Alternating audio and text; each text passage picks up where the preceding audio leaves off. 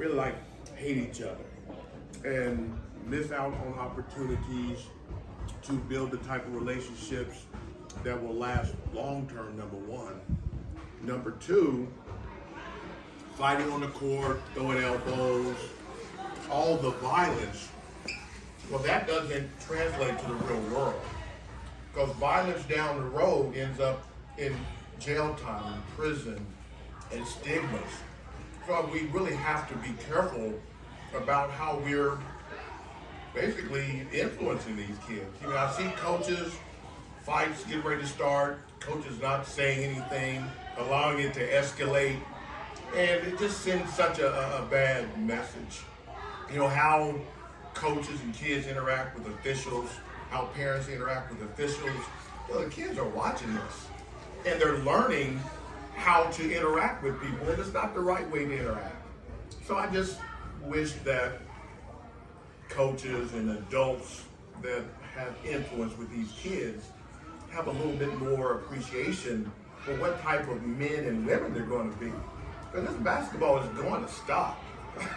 And then now these kids aren't ready to make that transition from basketball to real life, to a real job, or to go play for a college coach where there's a lot of structure and things are demanded of them.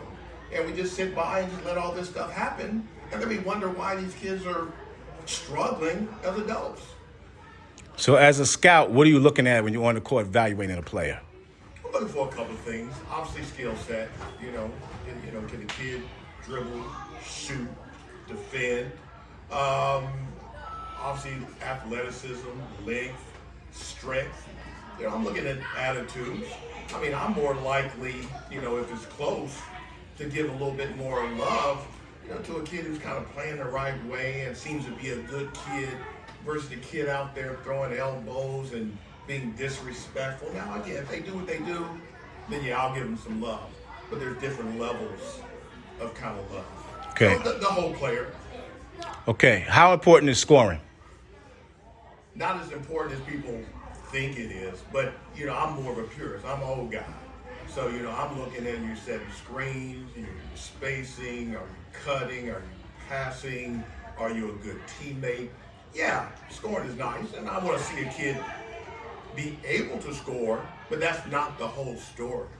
Because there's some programs where they won't need you to score. You'll have to play a role. And I think few kids really want to play a role, and few parents want their kids to play a role. They want their kids to be the best kid out there. If you see a parent acting crazy on the sideline, what is your evaluation for the kid? I'm disappointed, and I kind of think to myself, that kid's going to struggle downstream. You see all the transfers, that's because these kids are getting into programs that they're not a good fit for, and they may not be a good fit for this program because they didn't get what they needed in terms of skill development, IQ. They don't really understand the game. They can jump and do all that stuff, but they don't understand, down screens. They don't understand spacing. They can't really set a screen. They don't have what they need for program A. Now, program B, which is a run and gun up and down, yeah, you're good for that. But then you limit your opportunities because every program is not a loose, do your own thing kind of program. It's structured. And a lot of kids aren't ready for a structured program, so they have fewer opportunities than they should. Quick question, last question. Just because I know who you are. Just give us a little bit of experience about who you are, because you've been in this for a long time. Yeah. My name's Rob Taylor. I've been doing the Buckeye Prep Report for about 20 years.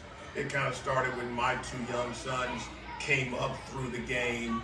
My youngest son, like many of your sons, top sixth grader in the country.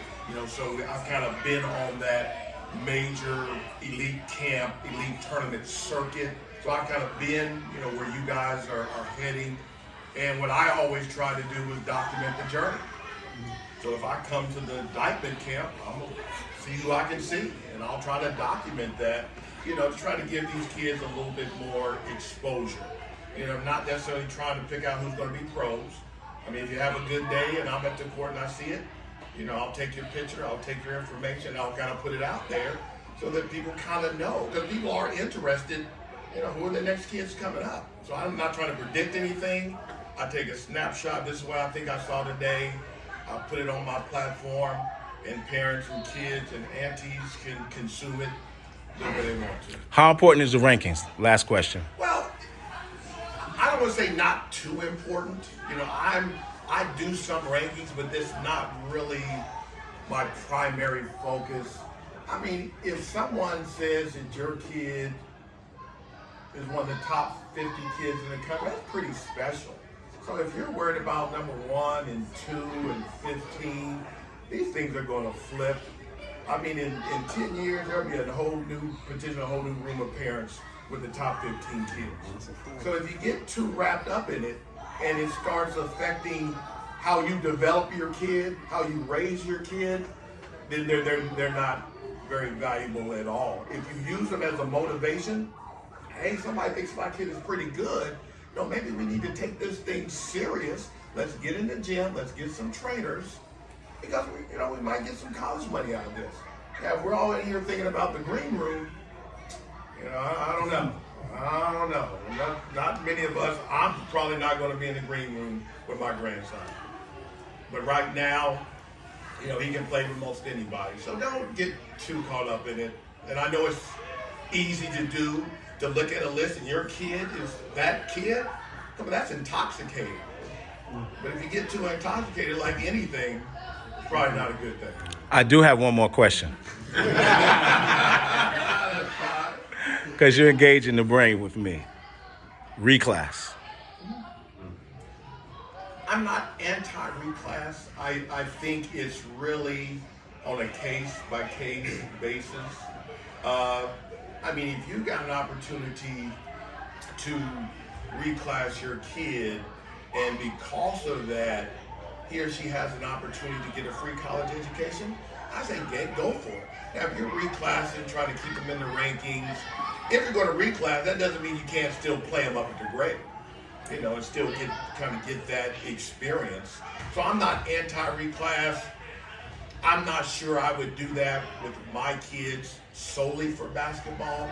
But for those who do it, I'm not mad at them.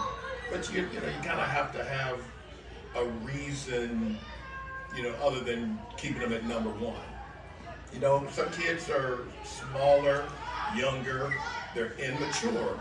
And that additional year could be the difference between playing college ball, Division II, Division III, Division I.